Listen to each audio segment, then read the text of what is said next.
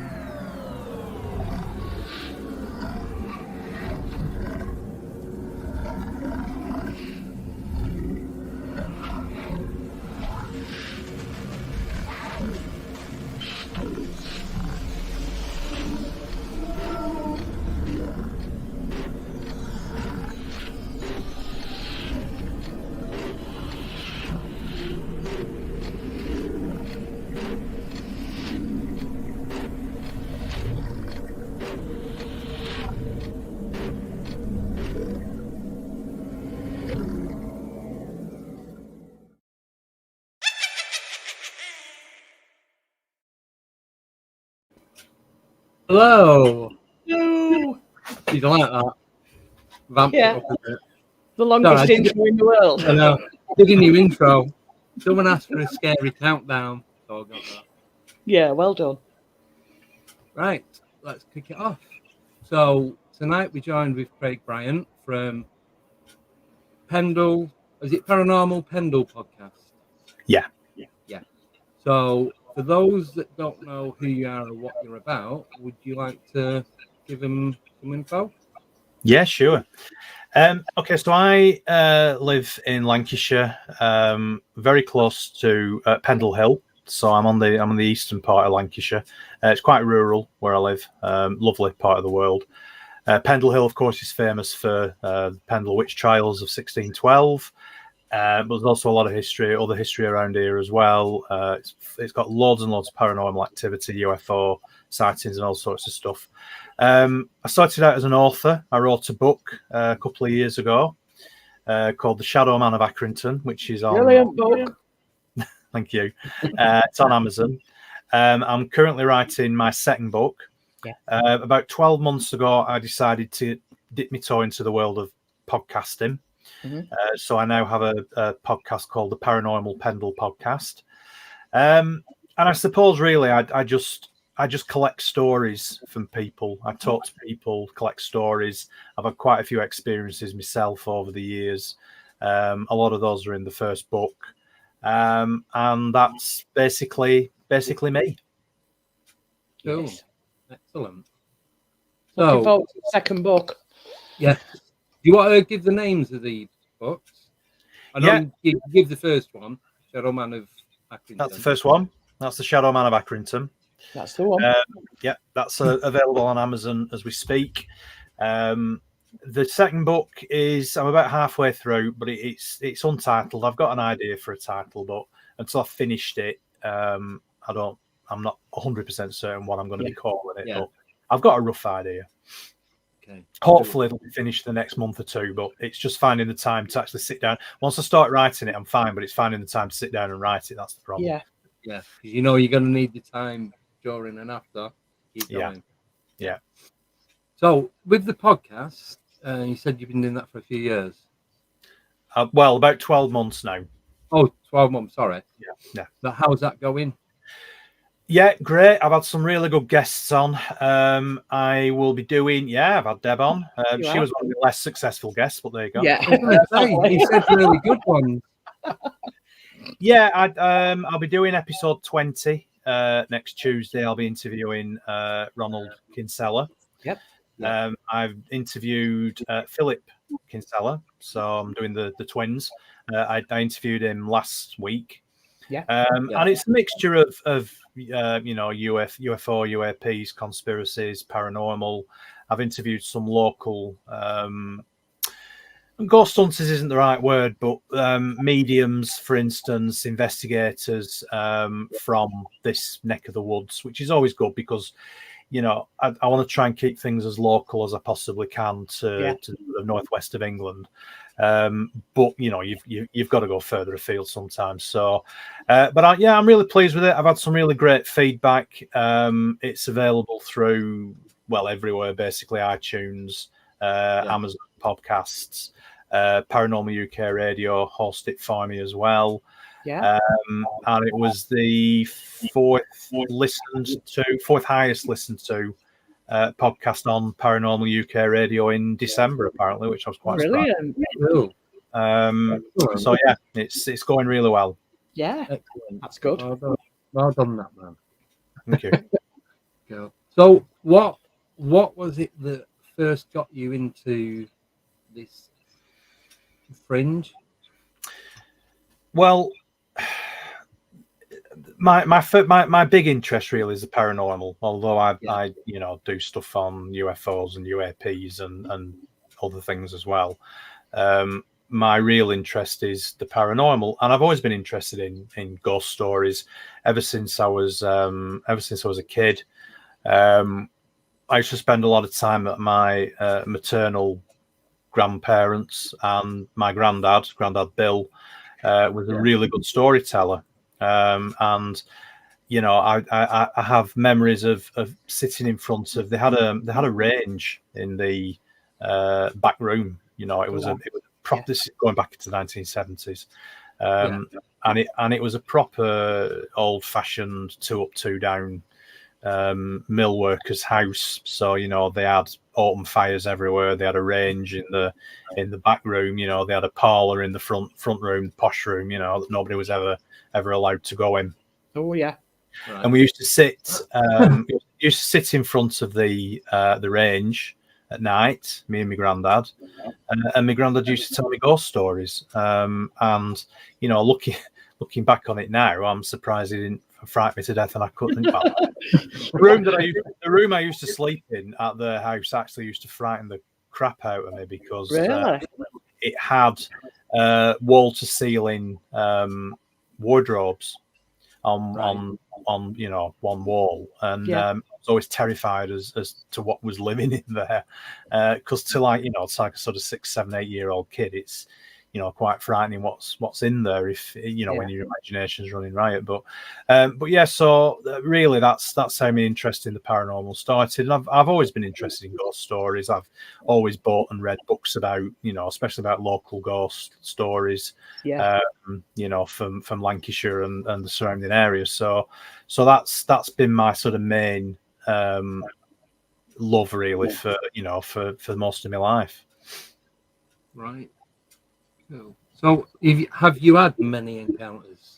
Well, yeah, the book, the first book, The Shadow Man of Accrington, really one of the stories that's in that is an incident that happened a long time ago now. I was in my late teens, and it was whilst I was working at a club in Accrington. Accrington's a town in Lancashire. It's a mill town, it's got a lot of history to it, and there's an awful lot of paranormal activity and ghost stories from the town in general. But I was working in a club, and what happened was it was midweek, so it was very quiet. There was only me. The building was a very old building. It was built in about 1890. It's not actually there now. It burnt down about 10 years ago. So it's just a pile of rubble, unfortunately.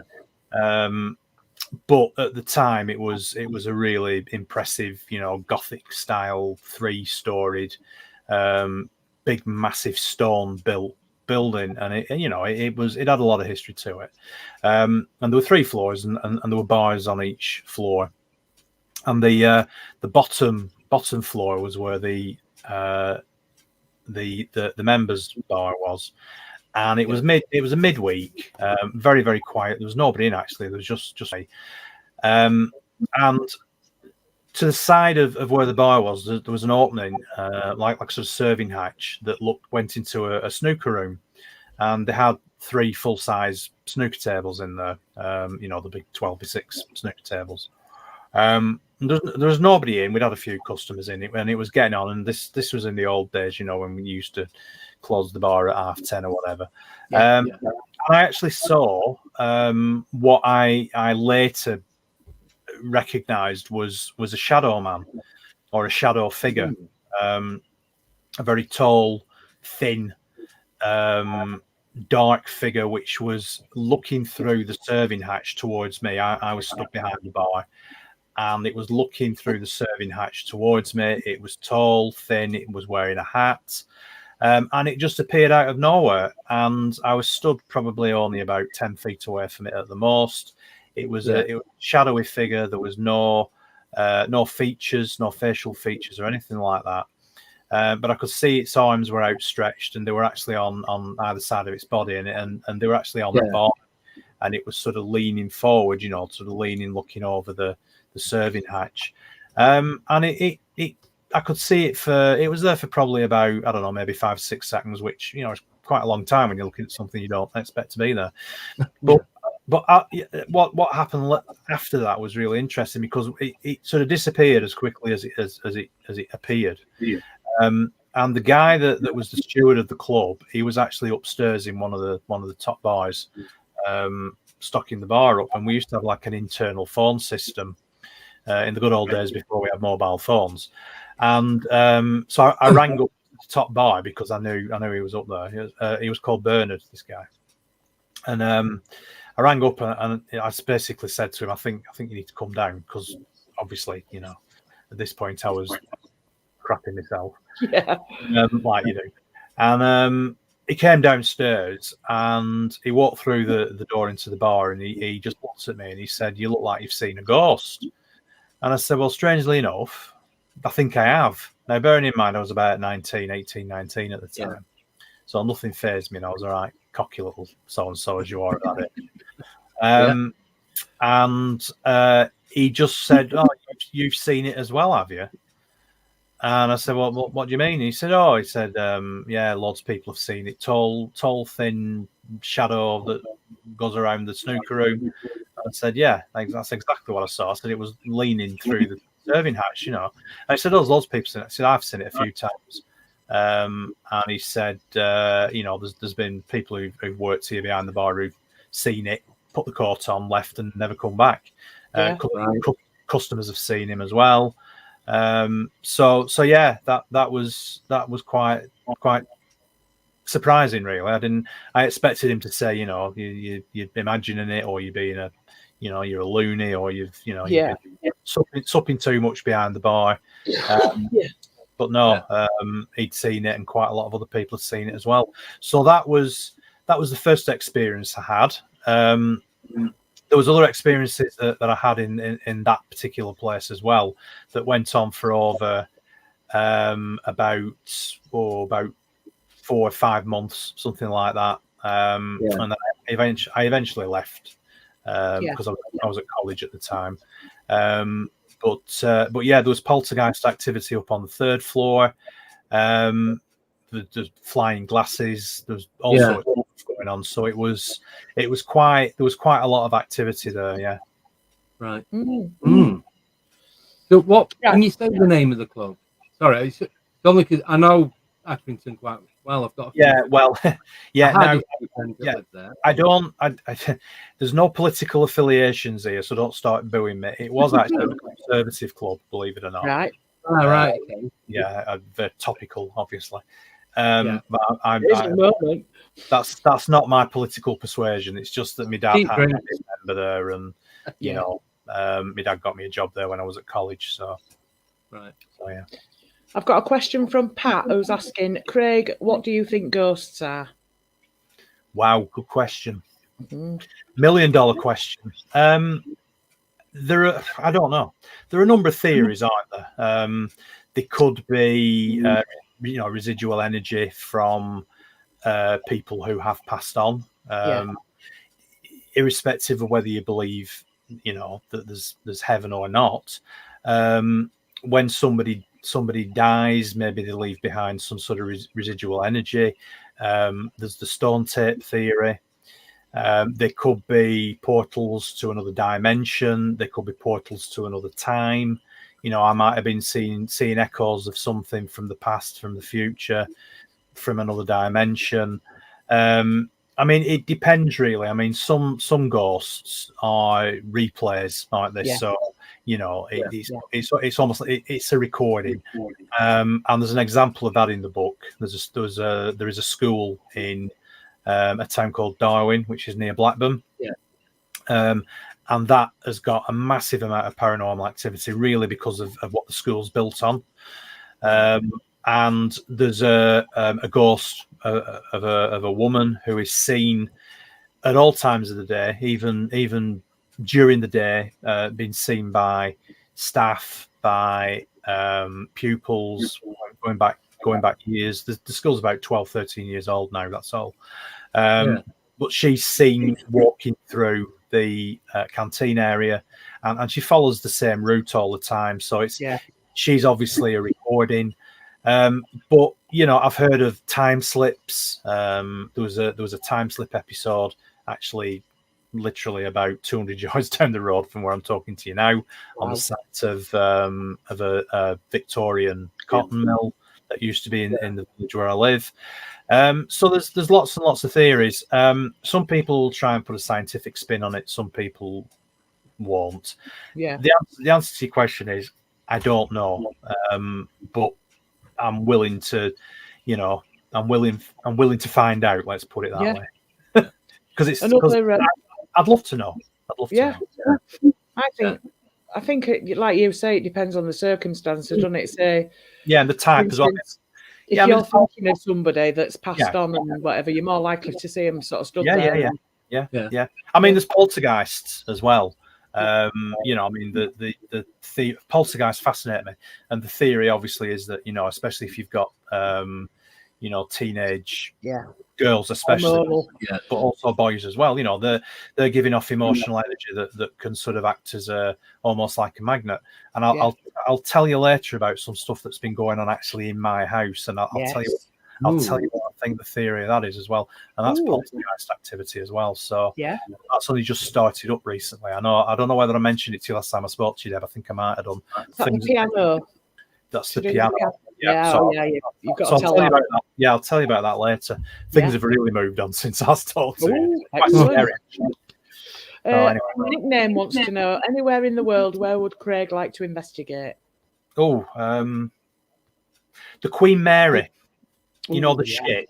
The ship that's birthed. Where is it? So it's over in America, and is it on the? I can't remember where it is now. No, I saw a thing about that other day as well. Someone tell us in chat. Yeah, it's birthed somewhere over in America, but I'd love to investigate that. Yeah.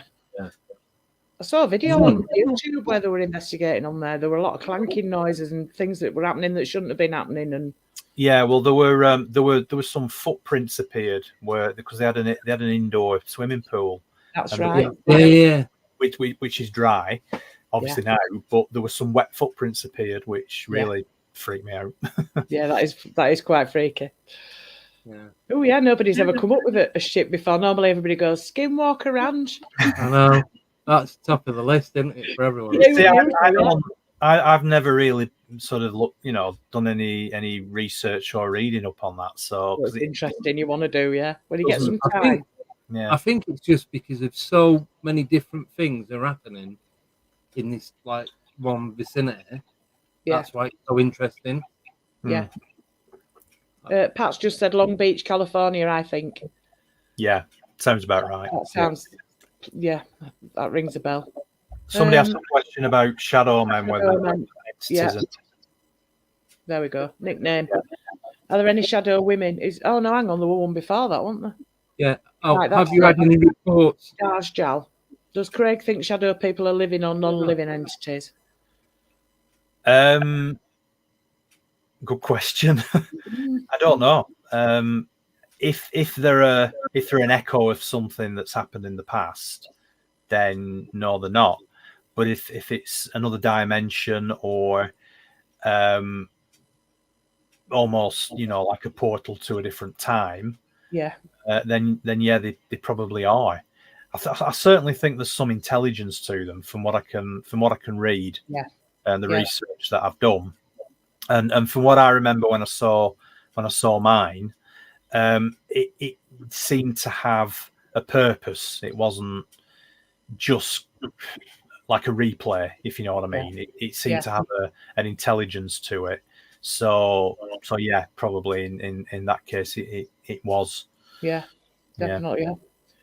Nickname again. Are there any shadow women? Is it different from a ghost entity? I've never heard of shadow women because they're normally just the outline of a shape, aren't they? So I suppose. Yeah, so it could be. I don't know. I mean, the colloquial term is shadow men or shadow people, isn't it? So, obviously being a bit sexist. Yeah, it could be a woman. Yeah, possibly. Justin Apple wants to know, have you had any reports of Hat Man? Well, that's a similar phenomenon, isn't it? Because they always seem to wear hats. Yeah. And this one was wearing, I think the best way to describe it was sort of like a fedora type hat. And that seems to be the sort of standard thing that people say, when they're talking about what they sort of look like. They always say they've got like a fedora hat on, you know. They never seem to have top hats or anything like that. No, it's always the same shape. It's always... like the Sandman. Yeah. One quick question adding on to that. So with this Batman, these different sightings of it, do you think it's the same entity, or would you say it's different ones? I don't know. I would imagine it's well, it to me there would be different entities, but I've never thought about that. It could be the same one. But it would seem to get around quite a lot if it is the same one. Because they are seen all over the world, and they've been seen going back a long time. I mean, it was Art Bell, the Art Bell show, that actually started talking about Shadow, the Shadow Man, and it was at that point that when I heard this that I thought, oh, hang on a minute, that's what I saw. Because when I saw it initially, I didn't know what it was. I just thought it was a ghost of some description, Right. Yeah, right. Joe wants to know, how about ghosts that we knew in life? Are they different to others, Craig? So that we sort of answered that. Yeah. Well, I'm not a medium or anything like that, and I don't pretend to be able to, talk to dead relatives or anything like that. I don't know. Again, I don't know. I would imagine that if you do see a deceased relative and they're interacting with you, then that's that type of ghost that interacts, whether it be a poltergeist or whether it be something else, as opposed to, like I was saying, like the stone tape theory, where they just go through the same motions all the time. So I don't know. I mean, I've not seen or spoken to any deceased relatives of mine, so I wouldn't know if they manifest themselves any differently to any other kind of of ghost sighting. I saw my granddad when I was about 12, and he'd been dead 10 years plus. And he looked like the photographs that I'd seen of him, because obviously I was only like coming up to 2 when he died, 18 months, something like that. Yeah. So I only remember him from photographs, and when he appeared in the doorway, he was looking like I'd seen him in a photograph. Yeah. I've presented himself. Yeah, I've spoken to people who've had similar experiences, where they've... I mean, I often wonder whether you see them how you want to see them. Yeah. It's not... Or how you've remembered them. How you remember them. So there's a sort of energy there that you're picking up on. But your brain then fills in the blanks, and then you see them, how you remember them. Yeah. Robert McIntyre says, talking of ships, does Craig think the Titanic was an insurance job? I don't know. I do. Yeah. It could have been, yeah. It's entirely entirely possible. I mean, it was supposed to be unsinkable, wasn't it? So they said it was swapped with it. They swapped it with the Olympus. Yeah, the Olympic.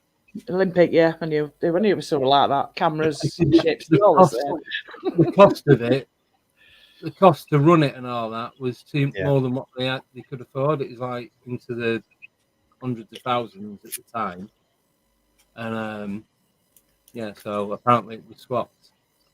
That was one of those urban myths, though, wasn't it? Yeah. It was supposed to be unsinkable, so yeah. Who knows? Joe's just saying there she saw her dad the day he died that night, and so did her brother. That's not uncommon. I've heard that. I mean, my dad reckoned that he saw my granddad on the day of his funeral. Now this was my mum's dad. But my dad, this was Grandad Bill, actually, the one who used to tell me the stories. Okay. But my dad and Grandad Bill were quite close, you know. And my dad reckoned that after the funeral, when we were back at my grandma's house, he reckons he saw him sat in his chair. Right. So it's not uncommon. Yeah. Right. I've got one question. If you could get full communication with a spirit, a ghost, whatever you want to call it, what if you could ask any one question, what would you ask? There's a line in Ghostbusters, isn't there, where he says, "How's Elvis?" Yeah, I wasn't expecting that, but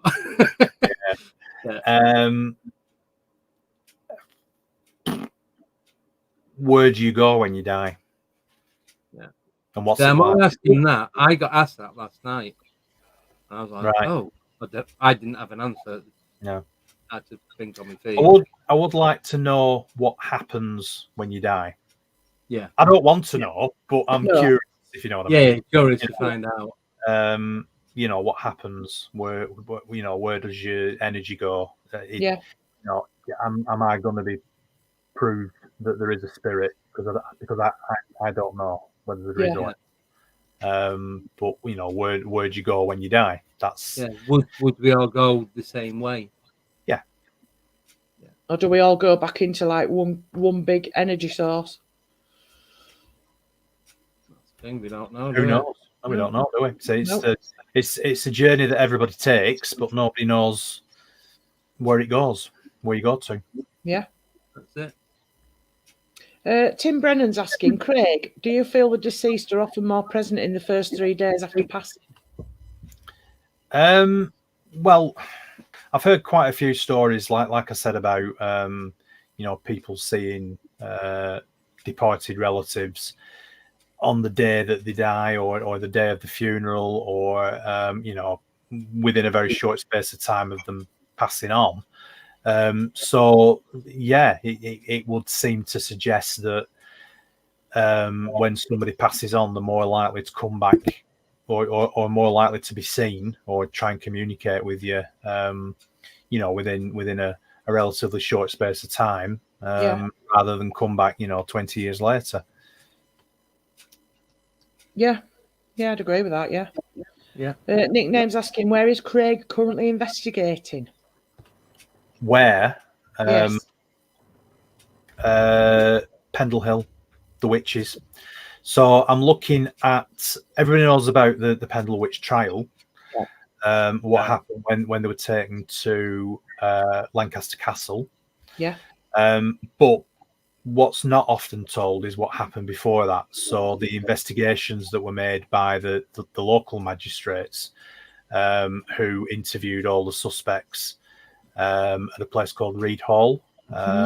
Reed's a small village, which is sort of in between here and Burnley, so near a town called Padiham, basically. Oh yeah. And there was one of the Pendle witches was called the Padiham Witch. Can't remember her name off the top of my head. Is it Isabel Roby, I think? Right. But yeah, I'm looking at what happened, how they investigated it, the questioning techniques that they used, what they admitted to, and then I'm comparing that. I'm looking at other famous witch trials, and having a look at how those witch trials were conducted to see if there's any differences. Because the interesting thing about the Pendle witch trials is that there's only one record of what happened. So so we can only go off what Potts, it was called Potts, he was the clerk to the court, what he recorded. Now, when you look at what he recorded, there's absolutely no evidence of torture. There's no evidence of coercion or anything like that. Possibly with Jeanette Device, the little girl who was involved. But again, the records are written very favourably towards the legal processes that were going on. When you compare them to some of the other famous witch trials, and especially the ones in Scotland, like the Bryant witch trials, for instance, often they use torture to get confessions. And so I'm sort of looking at that really at the minute. I'm just getting to the end of writing that particular chapter in the book. And then I'm going to move on to UFO sightings in the area. Excellent. I've got a question. Do you know why Demdike was buried in the churchyard? So again, you went all funny. I know I did, yeah. And again, do you know why Demdike was buried in the churchyard? Which churchyard? I'm not sure which churchyard. New Church. Possibly, yeah. Yeah, no, she wasn't. No, right. The legend is, Demdike was hanged at Lancaster. So the only one that didn't survive was Chattox, and she died while they were waiting to go to trial. She was the other old woman. They were like the two matriarchs of the two families. Yeah. Now Demdike was hanged with the rest of them at Lancaster, and the bodies will probably have been buried near Lancaster Castle somewhere in unconsecrated ground. That's what they tended to do. Right. Now there is a legend that now then what? Just bear with me a sec. Nutter. Oh, Alice Nutter, who was living near New Church in Pendle, which is a small village, just sort of on the other side of Pendle to where I live. There's a churchyard, and there is a grave that's got some nutters, in it. Fair enough. But she's not in there. But a lot of people say that she is. Again, she was hanged at Lancaster, which would mean that she would have been buried in unconsecrated ground somewhere near Lancaster Castle.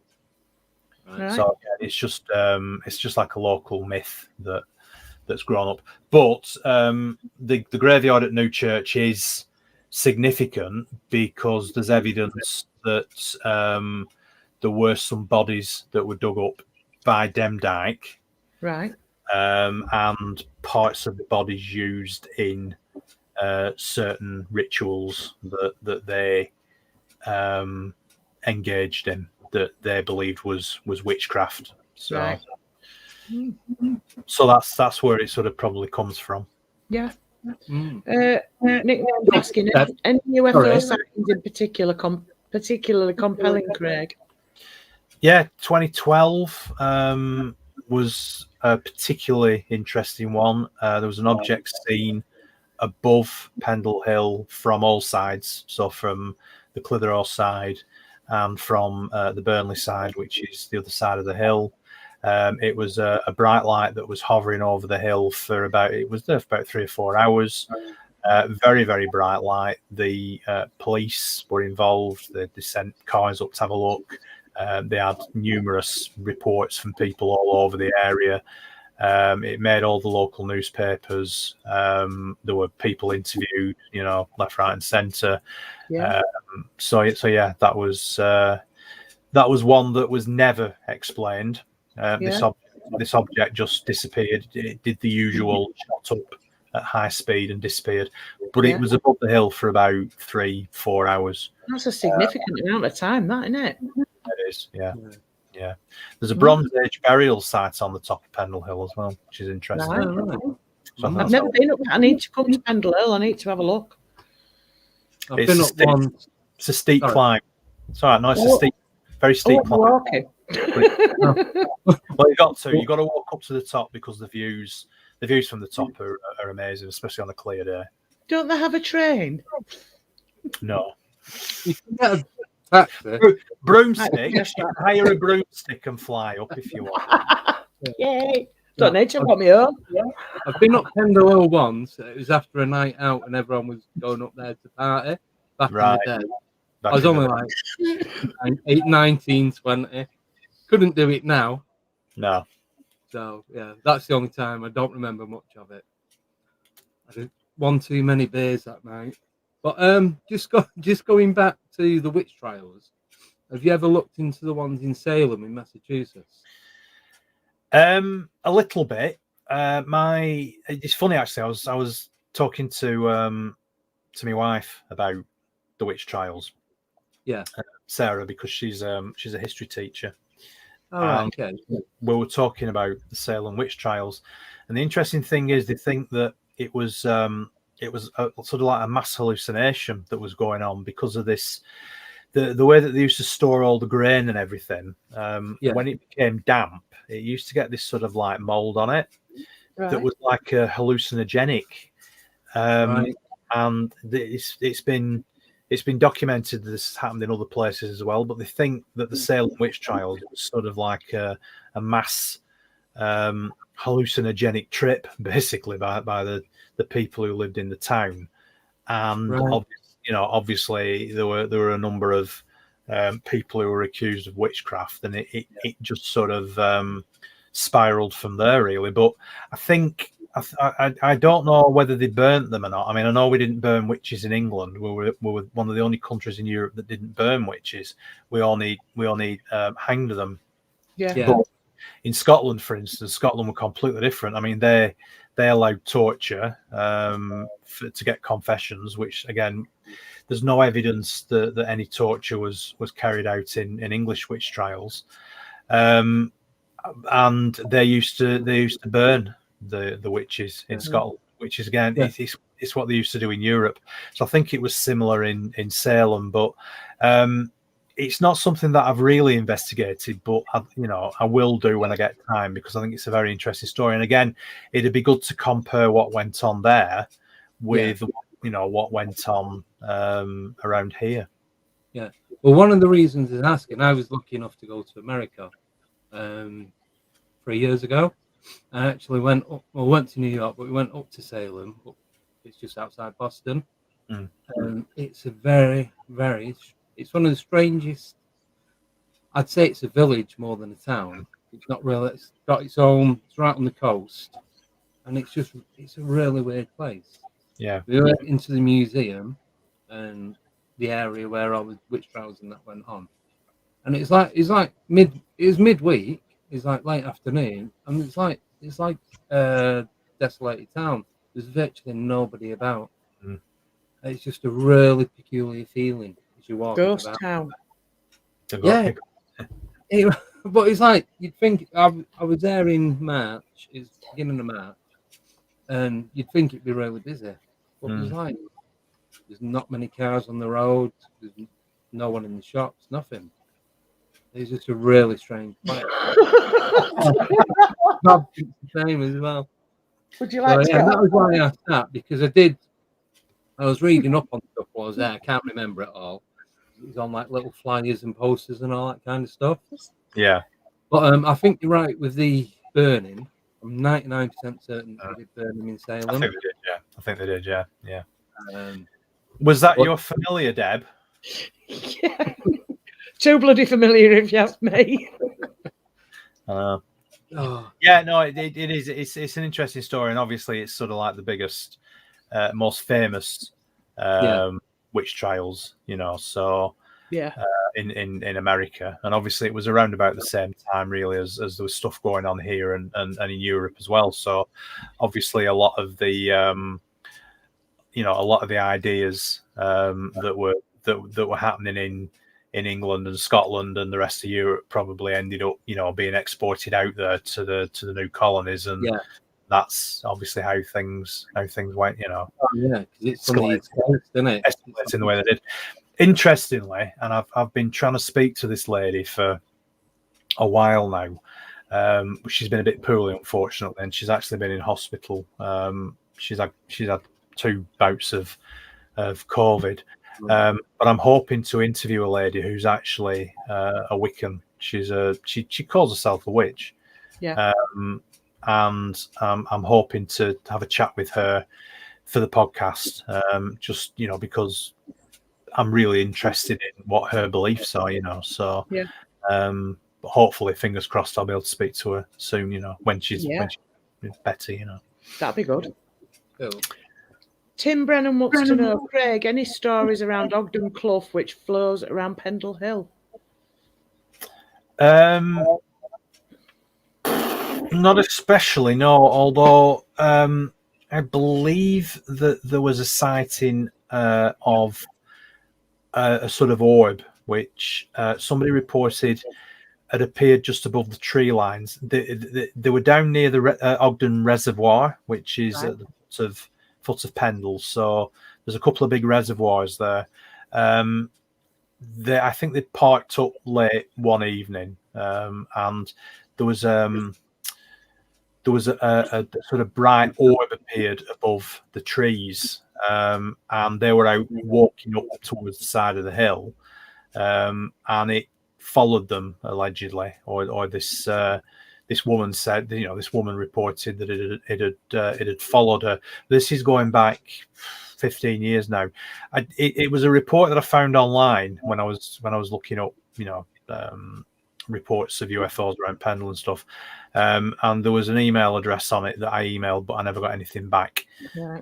So it's probably a defunct email address by now. But yeah, it was a sort of like, it's interesting because I was talking to a guy called Richard Rokeby a couple of weeks ago. He's on the podcast, and it's the Burton Dassett UFO sightings of 1923, and we were talking about marsh gas, believe it or not. And it's quite a marshy area around around the foot of Pendle, really. There are a lot of water courses and marshy areas and what have you. So I don't know whether I mean marsh gas can be mistaken sometimes for either paranormal activity or UFOs or something like that. And this report did sound like it could be, but you can't be sure. It may have been something else, Yeah. Sharon's put, what about the Bell Witches? I don't really know much about that, to be honest. It's American, isn't it? Again, it's an American story. It was a family, wasn't it? The Bell family. Yeah, plagued by, I think, what sounds like a poltergeist. Yeah. More than a witch. And yeah, I have read about it. It was a long, long time ago. I think when they moved house, it went with them. Right. It attached itself, I think, to daughters. Yeah. Yeah, sorry. No, it's fine. No, you're right. It was again, it was a teenage daughter, I think. Yeah. Or they had 2 or 3 teenage daughters, something like that. And it was a male entity by all accounts, not a female entity. Name? Was it? I can't remember. It's in a book somewhere behind me, actually. Yeah. But I've heard that story quite a lot. Yeah. I know from what I can remember, it was an older guy. What this spirit was, it attached to at least one of the daughters, and it was just pretty much causing havoc around the house. When guests were coming round, it'd be moving stuff and locking doors and all sorts going on. Yeah. Sorry, I didn't mean to butt in on that. It's just no, it's fine. One of them things. It's not a story that I'm particularly familiar with, but I have heard of it. So yeah. So yeah, I mean, I suppose if you Google it, it'll, you'll be able to find. In fact, it's probably on Wikipedia. Yeah. Yeah, it's definitely out there. A question from Kelly: what is the strangest story you've heard, Craig? I think there's quite a few. There's lots.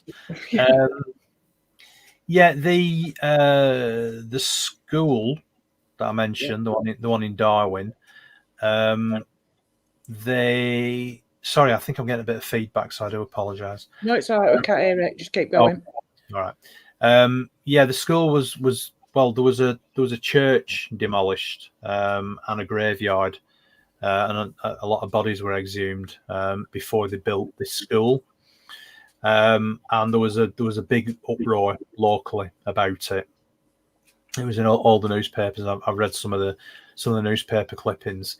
There was an awful lot of paranormal activity going on in this school, and it was actually one of the maintenance guys that took me around, and I did a recording as he was taking me around. So everything he told me, I recorded, and I actually put it out as a podcast. So it's like a sort of live investigation, as it were, but it happened, about 3 years ago now, when he actually took me around. But there was they see this woman in the canteen, and he called her the Wailing Woman, basically, because it's a figure of a woman who's completely covered from head to foot in black, and she's got like a sort of hood or a cowl over her head. And she follows the same route through the building. And I had a look at some old maps going back to about 1900, and you can see where the school's built now. If you overlay a new map on the old map, there's actually a road which goes right through where the canteen is. So this is obviously a sort of recording type ghost, and it's following the road. And we think what it is that she's actually walking down towards the graveyard and where the church was. The graveyard is actually there's a car park over where the graveyard used to be now, and that particular corner of the school has got a lot of very negative energy to it.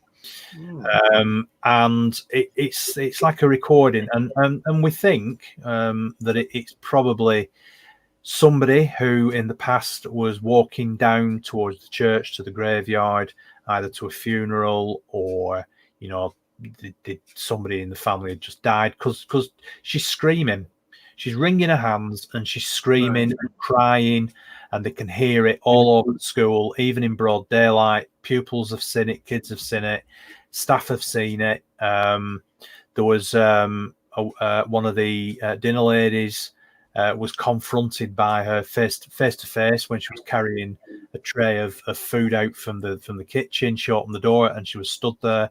She threw this tray up in the air, apparently screamed and legged it, and never went back. So she's seen time and time again, but she is just repeating the same thing time and time again. It's obviously residual energy. It's very strong emotional residual energy. It's somehow managed to imprint itself in the ground, in the area. The school's been built on top of it, and she's still manifesting herself, doing her own thing. But apparently it's really blood curdling, chilling, screaming, and there's been all sorts of stuff. Tortured. So that's quite weird. There's loads, to be honest. Loads. I mean, every story has its own merit for me. And every story is as spooky as the next. Patricia Adams, right? Our Pat wants to know, Craig, do you think exorcism works? Well, again, I don't know. I mean, from what I understand, it exorcism is removing a demon or a spirit from somebody. I don't know enough about it, to be honest. I mean, you would, there have been instances, haven't there, of people who've been proved to be fakes with this sort of stuff, and yet you read other accounts where it would seem it works. So again, I don't really know what people are dealing with, what these things are that's inside people, because I don't know enough about demons and that sort of stuff, for instance. And then, secondly, if they do exist and they are drawing something out, how do they do it? I honestly don't know. Yeah. I don't know. I mean, a lot of them tend to be religious they do. people, don't they? So, and I'm not particularly religious myself, so I don't know. But it's a good question. Yeah. Miss Jilly B wants to know, Craig, if you could have anyone as a guest on your show, who would it be and why? Thanks. What, living or dead? I think either, it doesn't matter. I'd quite like Yvette Fielding, believe it or not, right. because I'd ask her about Most Haunted, and because I blame her for everything that's on YouTube and everything else now, because obviously that was the first of that particular type of program, wasn't it? So I think it'd be interesting to interview her to find out just how much of it is entertainment, because I know a lot of it is, but that have been the odd thing, that have been quite difficult to explain. Who else would I interview? The guys that investigated the Enfield poltergeist, I think will be interesting. Guy, Lyon, Playfair, and Maurice Gross. I think they'd be interesting to talk to, because that was an interesting subject. Yeah, it was. And there's also who's the guy that did? It'll come to me in a minute. My memory's shocking. It really is. Oh, no, that's three of us then. There was Boyle Rectory, Harry Price. Oh, Harry Price, yeah. So those three, any of those three. Yeah, good answers. Yeah. Joe wants to know, what is Craig's most memorable experience and why?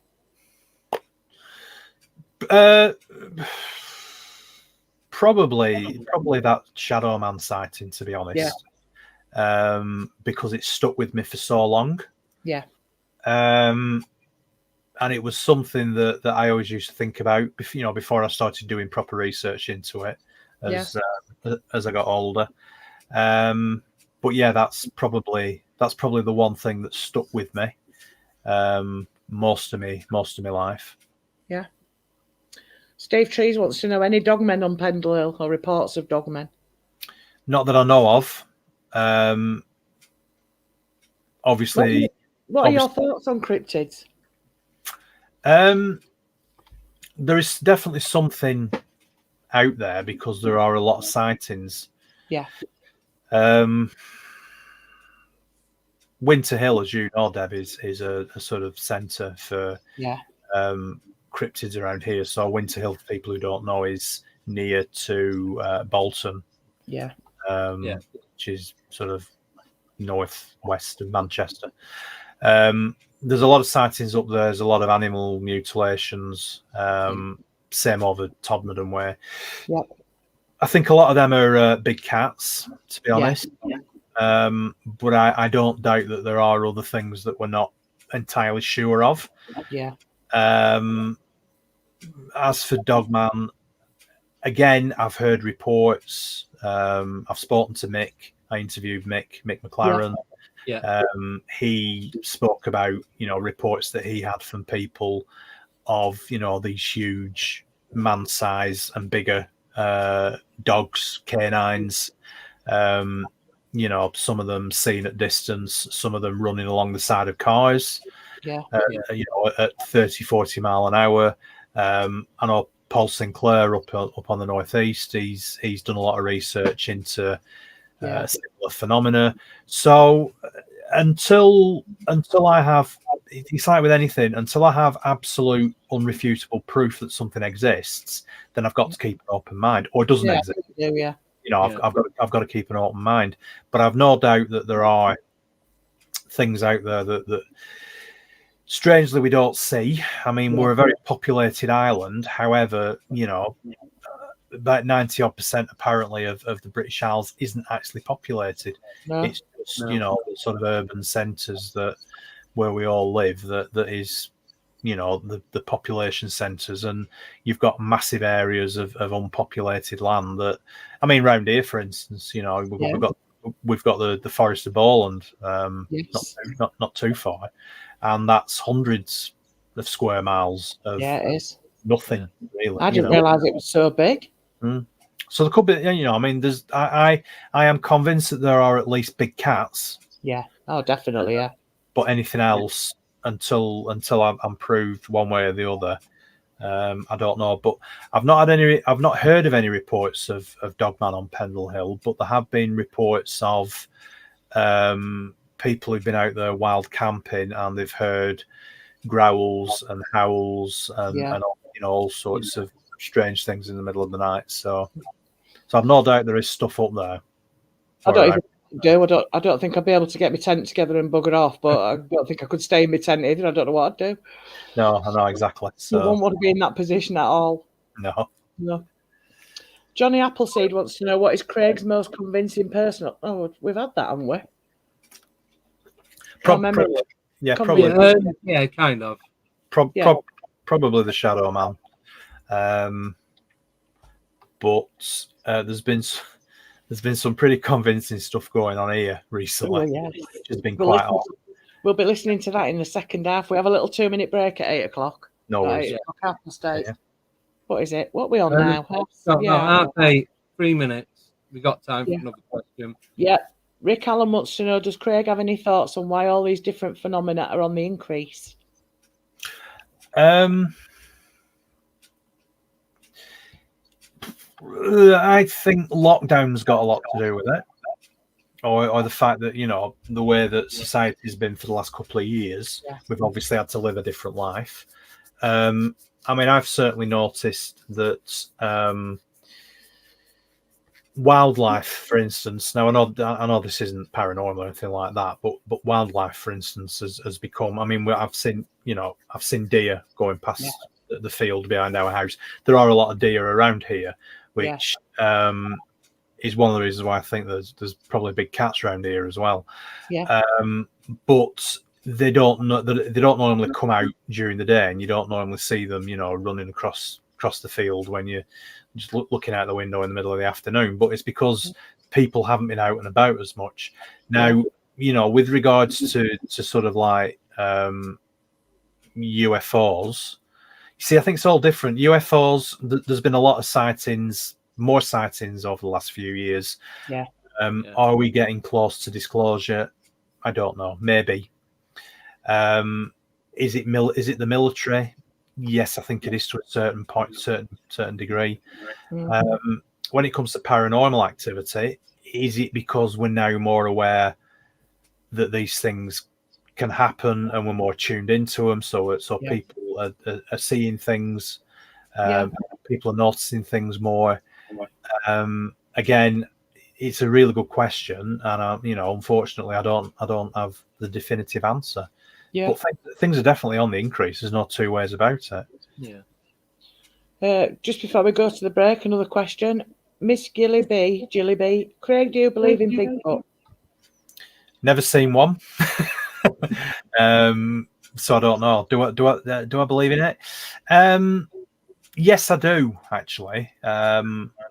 Because there's been so many reports. People automatically think of America, don't they? You know, Bigfoot's in America, but the similar creatures have been seen in Australia. There's, you know, South Africa. There's even reports in this country. So yes, there's something. What it is, I honestly don't know. But there is definitely something. Right, we've just got enough time for this one before the break. Teresa Walker wants to know, Does Craig believe that aliens are here on the planet and operate from underground bases? Those are some great questions. I know. No. Right. I don't believe in underground bases. That's then leading me on to the question is, well, what are UFOs? Again, I don't know. I think some of them are military. I think some of them are. Do I believe in extraterrestrials? Yes. Are they traveling here in flying saucers? I don't know. Underground bases, I don't think so. However, there's some pretty wacky stuff goes on in Antarctica, from what I can get. And whether or not that, that has anything to do with it, I don't know. But again, I mean, I don't have evidence either way. It's an interest. It's a really good question, but it's another open-minded one, isn't it? Yeah. I don't know either way. I'm sort of a mind to say no. I don't believe in underground bases, but then I do believe that there are extraterrestrials visiting us. Yeah, they might not necessarily be going around in flying saucers. I don't know. Good question. We shall have to break then. And then when we come back, we can hear about what's going on at your house. Okay. Right. So 2 minutes. Start now.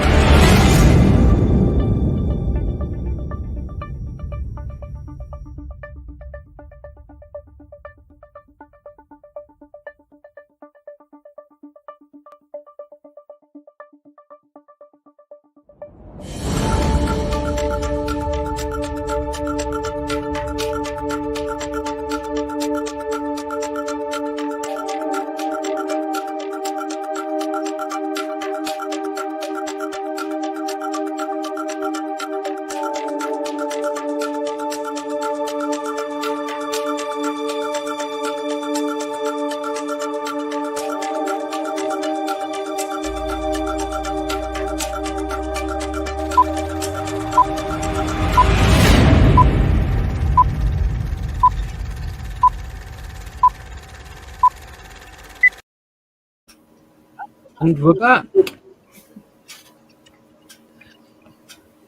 So, I have got two more questions before we go into 3 more questions. They're all bobbing up now.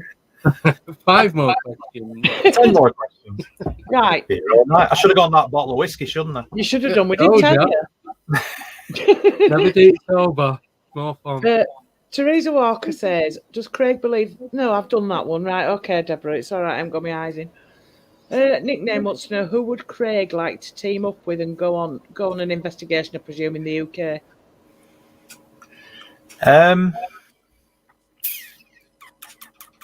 I'd like to do a paranormal investigation with Kieran O'Keefe, actually. Oh, yeah. Because obviously, he looks at it from a scientific point of view, and he's a skeptic.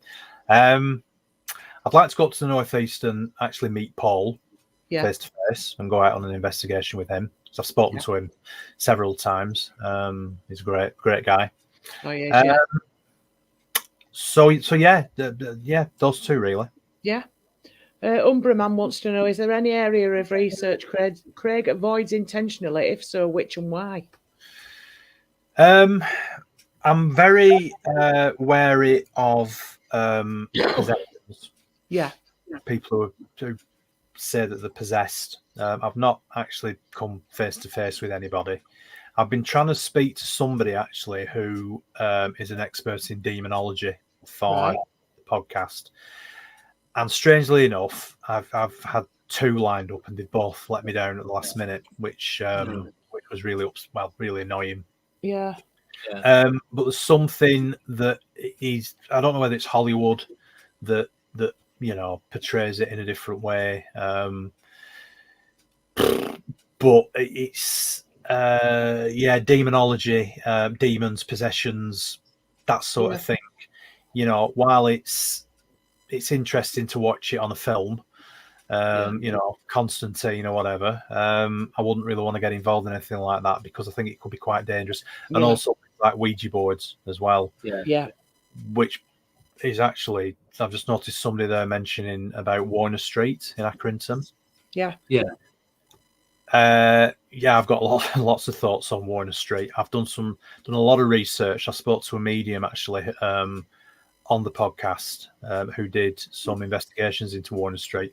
But Warner Street's famous, really, really famous for paranormal activity. And one shop in particular where there was allegedly some Ouija board dabbling went on. And there was a very dark figure, very dark entity, that started causing some problems. Was that in the book? Particular shop. It'll be in the next book. Right. That just sounds familiar, but I think there's also a place in Liverpool, isn't there? Is it Swan Street or something that's the same kind of thing, time slips and... Yeah, this isn't a time slip, the Warner Street haunting. But no, Bold Street in Liverpool is the famous one for the time slip. Yeah, Bold Street.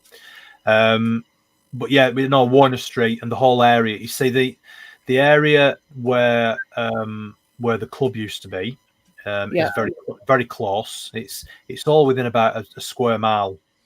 Right. And there's theories about ley lines crossing through near Warner Street.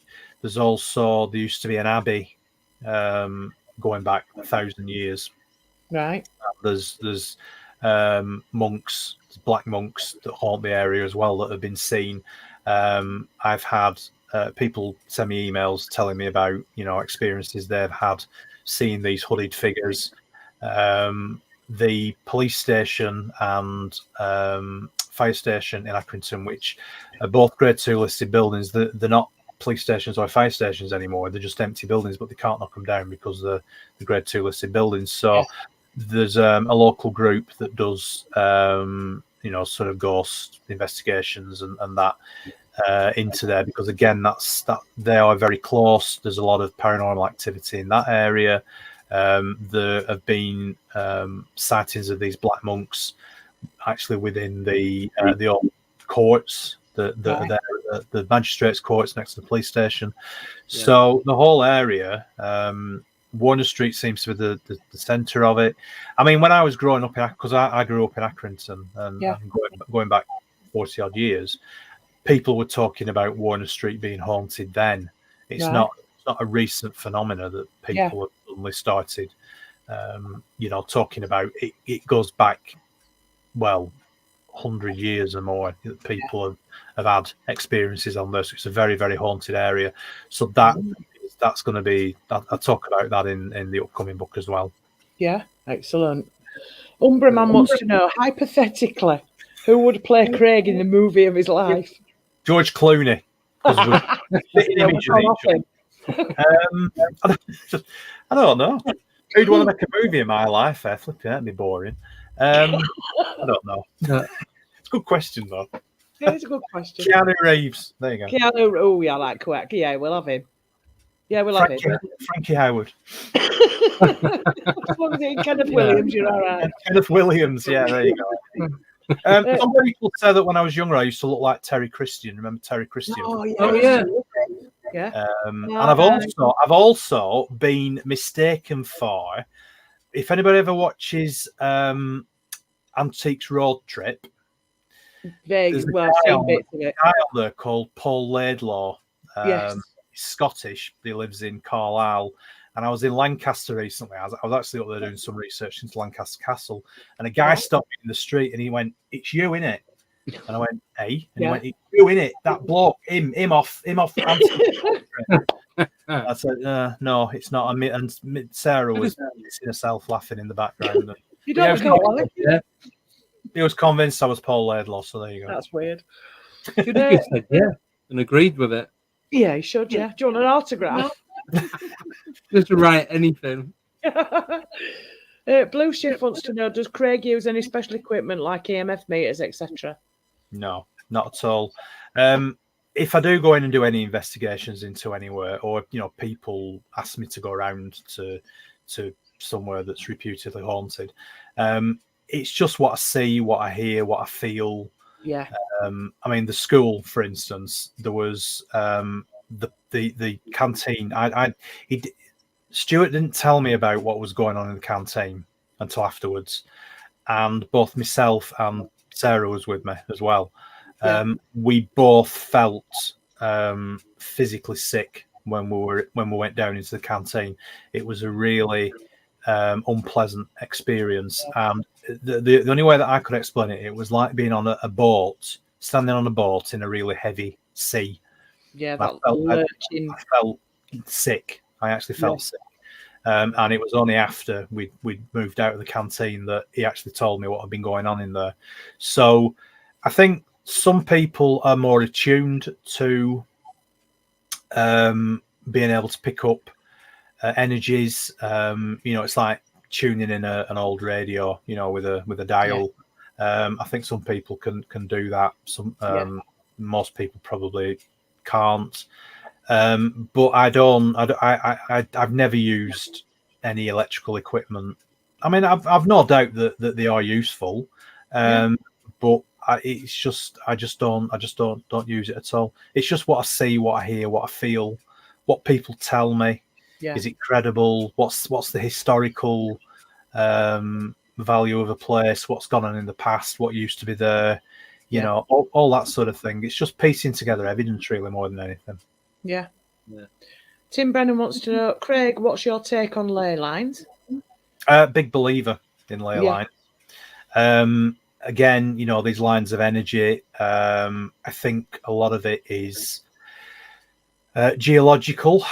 I think that it's difficult to explain why they exist, but I think there are definite lines of energy, and I think they tend to attract paranormal activity. I also think they attract UFOs. I think they attract all sorts of phenomena that we don't understand. There are two major ley lines that cross at Pendle Hill, or within a quarter of a mile of Pendle Hill anyway. One runs north to south, the other east to west, and they cross.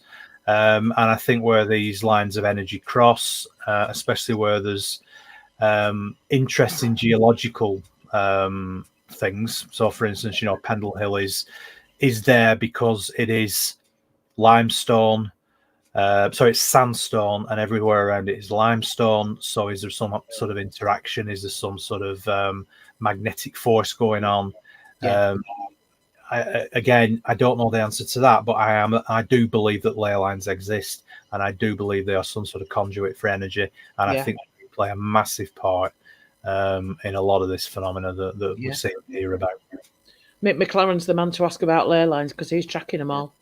He's tracking the big one that goes west to east.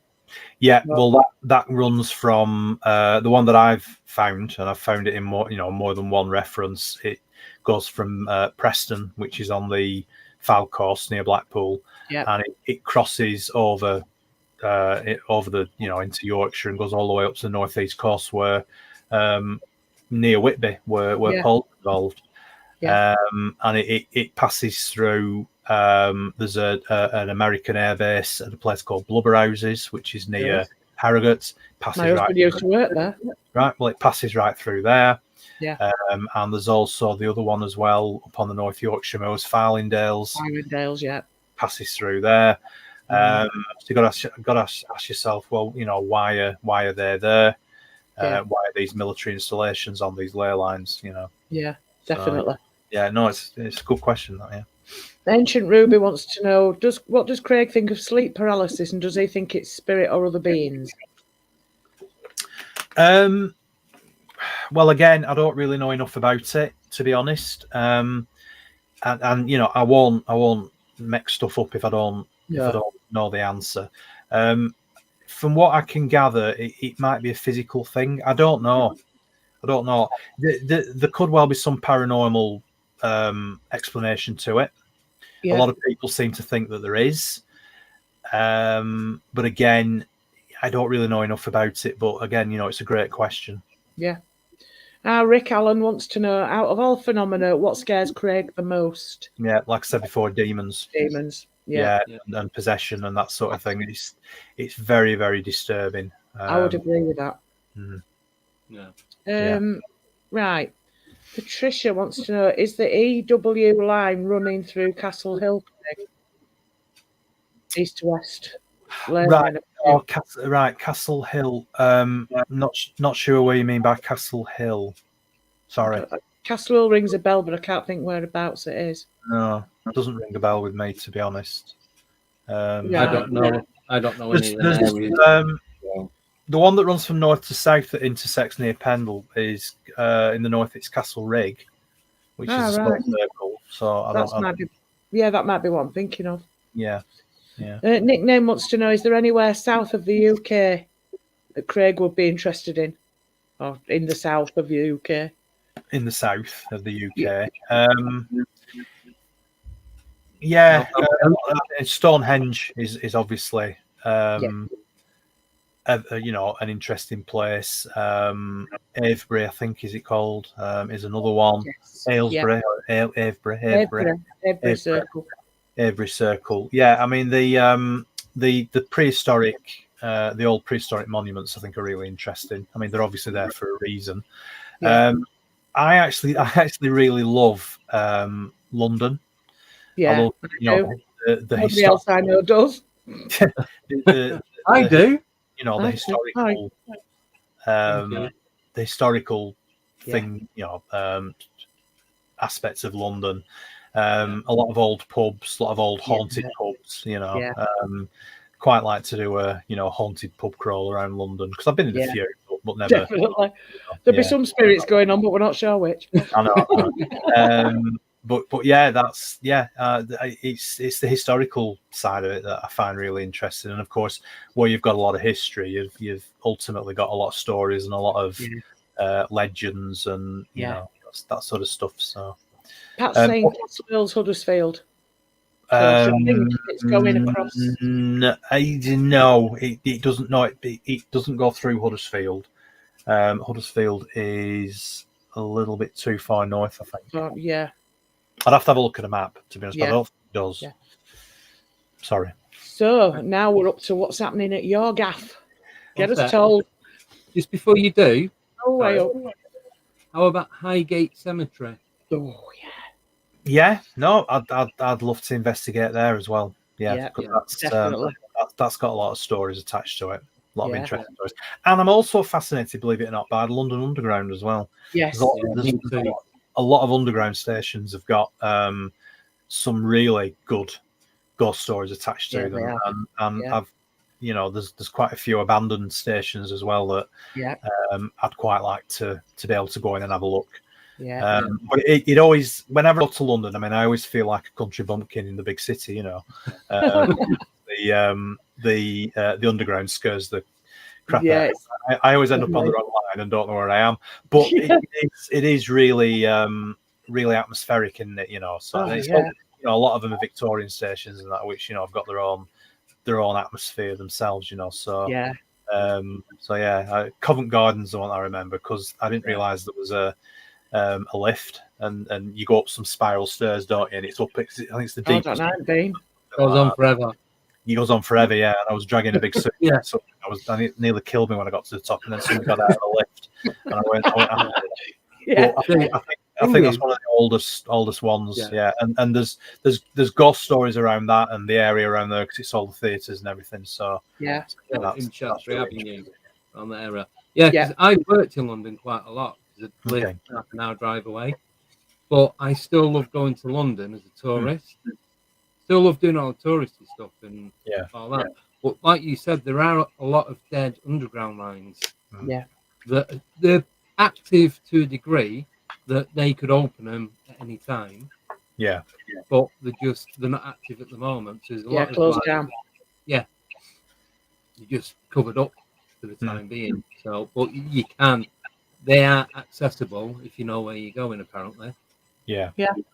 So, yeah. Well, if you ever do decide to go to London, give me a knock on the way down. I'll come with you. All right. Yeah. No, I'd love to. Yeah. I mean, I've got books on it. You know, you can buy books on all the abandoned stations and everything, and you know the ghosts of the underground and all that sort of stuff. So yeah, I think it's just unique, isn't it? Yeah. I've got goosebumps thinking about the underground now. Yeah, I love it down there. I always get lost. Yeah. So it's down to you now. What's going on at your house? Right. Well, yeah, it's a funny one, this. Okay, so we've lived here probably about 14 years. All right. And it's a 1930s bungalow, basically.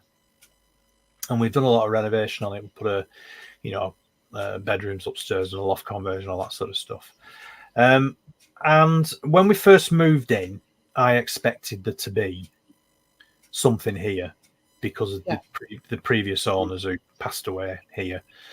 But there wasn't. There was nothing. So I thought, okay, fine. Great stuff. And then about maybe 7-8 years ago, we bought a second-hand piano. And we bought it because, first of all, my wife's musical. She plays the piano and plays the cello and does all. She used to be in a orchestra, you know, so wanted to pick it up again. And my son at the time, who is now 15, he was probably about 6 or 7 at the time. You see, his mum's family, my wife's family, are very, very musical, and you know, it comes through in the genes, and he is ridiculously musical. So he can, for instance, when he plays the piano, he can sight read music. He's never been taught to do it. He can just naturally do it. So we decided to buy a second-hand piano. Yeah. And it wasn't, you know, it wasn't that expensive. There's actually a place in Clitheroe that sells second-hand pianos. So we bought this piano. Yeah. And it's an old, well, it's well over 100 years old. It's an upright. It's a really nice piece of furniture, actually, just to look at, you know. Yeah. I meant to ask you last time, what sort of wood is it? Rosewood. Oh yeah, nice. So it's a Bluthner. It's called Bluthner. Yeah. It was a German company, and it was made in Leipzig in 1911. Believe it or not. So it's 100 years. Right. Well, it's 110 years. Yeah. And the reason I know this is because there's a plaque inside. We had a guy come out to tune it because it was a bit out of tune. And he opened it up and everything. And there's a plaque inside and it had like a number on it. So he said, if you email Bluthner and ask them, give them the number, they'll tell you all about it. And they did. Sent me an email back. They told me when it was made, where it was made, where it was sold. When it first came to England in 1911, it was sold by a shop in Manchester, on Deansgate in Manchester, that's no longer there anymore. And then they said they lost track of it. It went to a family who lived in a town called Haslingden, which is near Bury, which is like the sort of north side of Manchester. And it would seem that they'd had this piano up until the point where the shop that we bought it from acquired it, because the guy that had it passed away. So anyway, we get this piano, and things started to happen. Okay, so for instance, we started having some bad luck. So my wife lost her job. She's a teacher, but she was made redundant. There was just things started happening that you know seemed like a coincidence. And the piano is in. We have a dining room. It's in the dining room. Yeah. And ever since the piano's gone in that room, the room has gone really cold. In fact, so, you know, it's 5 degrees colder in there than it is on the other side of the house in the lounge. Right. So it's like 2 bay windows at the front of the house. Yeah. Right. So 2 rooms, if you know what I mean. So the room where the piano is now is freezing cold. Even in summer, it is freezing cold. Now, there are a few times my son had gone in because I had the crisp bags in there to stop him from eating crisps all the time. But he's found where I hide him, you see. So he goes in, gets a bag of crisps, and quite a few times he's come out and he said, "It's really cold in that room, Dad." And I've gone in and I've thought we've left a window open or something like that, especially in winter, left a window open. But we haven't. But it's definitely 5 degrees, 6 degrees colder in there. And there is something about that piano that I can feel. There's something that came with it. Okay. Yeah. Right. So recently, and I remember talking to Deb about this last year. I said that we'd started to see, both my wife and I had started to see shadows is probably the best way to describe them. Yeah. We were, for instance, we were sat in the lounge one night and we're watching telly, and we live on a cul-de-sac, so we don't get cars going past, so there's no car lights at the windows or anything like that to cause shadows. Yeah. There was no logical explanation to the fact that we both saw at the same time this almost like this filmy shadow, but it wasn't on the wall, it was actually in the room. Right. And Sarah saw it first and said, "Did you see that?" And I said, "What, you mean that it was like smoke?" Now we have got like a stove, like a wood burning stove, but it wasn't smoke that came out of the stove, because I can tell, because when we get wind going down the chimney and it blows, it's different. Okay. Yeah. So I just know it's different. So we saw this anyway. Now, over the years, I have seen something similar about maybe half a dozen times in the same room in the lounge, and I've always thought it a bit strange, but it seems to be happening more and more recently. Now, the really freaky thing that happened, and this really freaked me out, we've got a porch, call it a vestibule, basically. Yeah. And the front door has got a letterbox, which is a sprung letterbox, and it's a really tight spring. Yeah. So if you shove a letter through, you've got to shove it all the way through, because the spring shuts on it, the letterbox shuts on it, and it holds it tight. Yeah. Yeah. Now, it was an afternoon, lunchtime afternoon. I've been working from home, and I thought, right, we've got a couple of dogs, so I thought I'll take the dogs out for a walk. It's a nice day. And there was a letter which was halfway in the letterbox. So it was half stuck out one side outside and half stuck out inside. And I could see it was junk mail, and it'd been there for a couple of days, so I'd never pulled it through. Yeah. And we obviously hadn't had any post for a couple of days, because otherwise the postman would have shoved the new letters through and it would have come through. Yeah. It'd probably been there for I don't know, maybe a day, maybe 3 days is a bit of an exaggeration, maybe a day.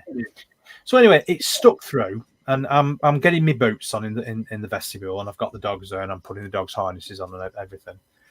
And we've got a video doorbell, so I know if anybody's outside. Okay, so the doorbell didn't go off, so there's nobody about. And this letter, which is gripped firm by the letterbox, suddenly comes shooting out in front of my eyes. Wow. And lands on the floor. And the only way that could happen, there was nobody outside. It wasn't shoved through from the outside. It was like an invisible hand had grabbed hold of it and pulled it. Yeah. And I stood there and I looked at it. And actually, weirdly, I thought, oh, that's strange. And then I got the dog's harnesses on and I went out for a walk. And it was only about 3 or 4 days later that Sarah said something to me about she'd heard something in the house. Didn't know what it was. And it suddenly came back to me about this letter. And I said, well, actually, this letter it was like something pulled it through. There was no way, absolutely no way, that it could have come through on its own. And, there was nobody outside to push it through. It was like somebody grabbed hold of it in front of me and pulled it like that. Wow. And then we've suddenly started getting electrical things going on now. Right. We've got telly on the wall in the kitchen, and the kitchen, strangely enough, when we first moved in, I actually there were only a few things happened when we first moved in. Then it went quiet, but I used to smell like somebody was cooking fish. It's the only way I can describe it. Like somebody frying fish. It was a really strong fishy smell. But it would come and then it would go, and it, you know, it would just. I could smell it and then it'd disappear, and I couldn't smell it again. So the kitchen, we've had the kitchen redone last year, and we had a telly put on the wall, and this telly now keeps turning itself on and off, and it's never done that before up till about a week ago, and it's now starting to turn itself on and off randomly, and the remote control for it is actually up on a shelf in the kitchen. It happened was one night when we were on Friday. It was actually earlier this week. I think it was Monday night or Tuesday night. We were just clearing the stuff away from the evening meal. Both me and Sarah were in the kitchen, and the telly came on. And we both looked at each other and went, well, that's weird. So, there's something going on. What it is, I don't know. But the letter, the way that it was pulled through the letterbox, very, very weird. Very Something weird. There's no explanation for it other than something invisible grabbed hold of it and pulled it. Have you thought about setting any cameras up, night vision or normal or infrared or anything? I think it might be an idea to do it in the dining room. So I think it might be. Box and what have you. Yeah. I'm trying to convince myself that there's nothing going on, but the more, did you live there? The more I do know that a fishy smell can indicate something wrong with your wiring. But did you have your wiring done when you had your kitchen done? We had the wiring done 15 years ago. It was all rewired. Yeah, no, that was actually the first thing that I thought of, and the wiring in the house actually was the old 1930s Hessian wrapped wire. But no, I don't think it was. I don't think it was that because there was no. When the electrician redid it all, there was no burnt bits or do you know what I mean? There was nothing that would suggest that there'd be any electrical problems. It just needed. There's no smouldering or nothing like that. It just needed taking out because it wasn't up to standard anymore. So we had to have it all rewired, downstairs anyway. Upstairs was done when we had the loft done. But no, that's something I did think about, but I don't think it was. It might have been. Can I just ask? Sorry. So I'm guessing you have people coming around visiting you. I don't presume you do or you don't. But have they ever felt anything when they've gone into the dining room, like near the piano? Not that they've mentioned, no. But it just always seems like a cold room. Do you know what I mean? When we have friends round and that, and there's a dozen of us in there or whatever, or half a dozen of us or whatever, it soon warms up. But did it only start once the piano was moved into that room? Yeah. And have you thought about I'm not moving the piano into another room. I'm never going to move it. No, I'm never going to move it on my own. Took 6 of them to bring it in the house. I would say, what if you moved it to another part of the room just to see if it changes anything? Well, I would, but it'd be a right faff because trust me, it's a blooming big heavy thing. And, it's there. It ain't going anywhere. I was just wondering. That was all. Yeah. No, it's a fair point. If I moved it into another room, would it? Would that anything room shift or change? Would it follow it? I don't know. Probably would, to be honest. It's probably trying to tell you that it doesn't like the dining room for some reason. I don't want to be here anymore. Needs redecorating and all that. That's probably what it is. Have you heard anything coming from the piano? No, it's not played itself. Let's put it that way. If it ever did, then I think I'd be off. Walks to take the bloody thing out. But no, there's definitely there's something I always said there was something attached to it, and I've become more convinced over the years that something came with it when we brought it in. And I do know that, you know, objects can, you know, you can bring it to your house with objects, you know. Yeah, that was going to be one of my questions. Do you think objects? Yeah. Oh, absolutely, yeah, me too. Without a shadow of a doubt. Yeah. Dragon Noir's saying that sounds like EM energy, Craig. Yeah. Electromagnetic. Yeah, could be. And somebody, I've just seen another comment there. It's all going up a bit quick. Yeah, I tried slowing it down, but I couldn't do it. I tell you what, you're putting me to the sword, you lot. Oh, I know, yeah. All these questions. Hey, blame them, not us. Blame them. It's not us. Yeah. Oh, that way. Pat's put, if it's ignored, it'll probably up its game. Well, yeah. I think we ignored it for long enough, Pat. That was the thing, and then it decided it was going to start messing with my mail. Which, fiddling with your post. Yeah. Have you ever tried to communicate with whatever it is? Not yet. Are you planning on doing? Yes. I know it's different. I'm just going to say I know it's different because you live there, and that's a completely different ball game. Because I've lived in houses that have like smaller version to Skinwalker. I mean, everything was going on at the same time. Yeah. And I just people you say to me, "You're not going to interact." I'm like, no, I just want it all to stop. Yeah. I mean, as it stands now, it's quite benign. Yeah. I don't. If it is something, I don't want to be winding it up. Yeah. Because I know what can happen if you know. I've spoken to enough people who've had poltergeists and lived with poltergeists to know just how frightening it can be. Yeah. So I don't want to increase the energy if there is energy there. However, I would like to know what it is. Yeah. And I have sat down in that room before now, and I have said, "Whoever you are, tell me who you are. Yeah. Tell me what you want. You know, prove to me that you're here. Move. You know, we've got photo frames all over the top of the piano. Yeah. I've said, you know, move a photo frame, and nothing's happened. So, you know, whether whatever it is able to communicate or not, I don't know.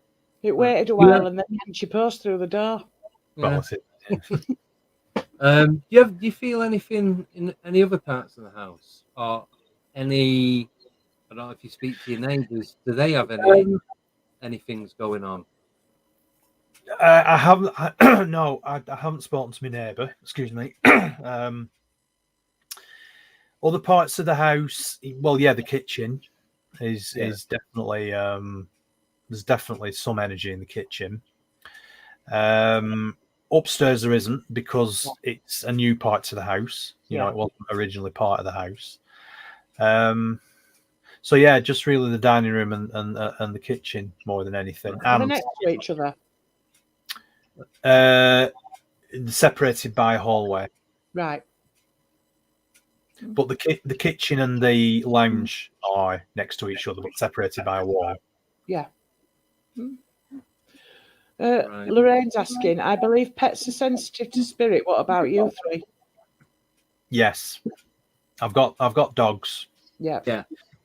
And you know, there's quite a few times where they are obviously looking at something that I can't see. Yeah. Although we've got cocker spaniels who watch television, and in fact, if there's a dog comes on telly, then they start barking and going bonkers because they are bonkers. But no, they have on occasion they've suddenly stopped what they're doing in the house and just you know, started staring into space. Yeah. But they don't seem to be too upset by whatever it is. No. But you know, animals definitely can definitely sense things that we can't. Well, can I just always asleep? Yeah, can I just jump in on that? So when I was saying about that house where there's loads of stuff going on, at the time I used to breed cats, and at one point I think we had about 16 cats and kittens. I know I've told this story before, so if it's boring, I do apologise. But So you walk in the front door, kitchen's right in front of you, stairs in the middle, to the left was a living room. So I was in the kitchen cooking dinner, doing whatever. I'd gone into the living room, then I'd gone to go upstairs. Don't know what for, but I was going up there. And all the cats were upstairs. As you go to the top of the stairs, the bathroom and toilet were separate. The bathroom was to the right, the toilet was directly in front of you, and then there's 3 bedrooms, 1 to the right, 2 to the left. As I got about 3 stairs up, every single cat flew downstairs and probably didn't touch any of the stairs. I've never seen so many cats, 16 cats, being that scared of one thing. Oh, the tails are up, the backs are up, and everything. That's a house where I've seen shadow people and full apparitions and heard stuff. I've seen objects move and everything. And I got to that 3rd step, the cat flew down. I spun on my heel. No, I'm not going up there. But no way. I don't want to. I knew there was something there, but I didn't want to see what it was. Yeah. Most of the stuff that I've seen has been upstairs or coming down the stairs. I got goosebumps now thinking about it, and I just didn't. I knew there was something there, and I didn't want to see it. So animals do. I used to. One of my ex-girlfriends from many, many years ago lived in a very old house, actually, and there was something that used to hang around on the stairs. Right, yeah. There was an entity that used to hang around on the stairs, and it was particularly attached to her mum. Right. Used to tug at her clothing when she went upstairs. So yeah, that was quite strange. That's just reminded me, actually, my old house. That was like a 2 up, 2 down terrace house, and we had the attic that we made into the bedroom. And every time I got to the top of the attic stairs, I thought something was going to push me down. Not as though I ever felt anything up there. I never saw anything. But I had my computer up there. I had it as a bit of an office at one point. Yeah. My computer was sort of at the side of what the chimney breast, so the stairs were behind me. And I used to spin round on my chair every 20 minutes or so because I could swear there was somebody stood at the top of the stairs. Yeah. But like I never picked up on anything other than that. But every time I got to the top, it was like I had to like hold on to something because I was sure something was just going to shove me. Yeah. So stairs are weird. Stairs are weird. Yeah, I don't get it here.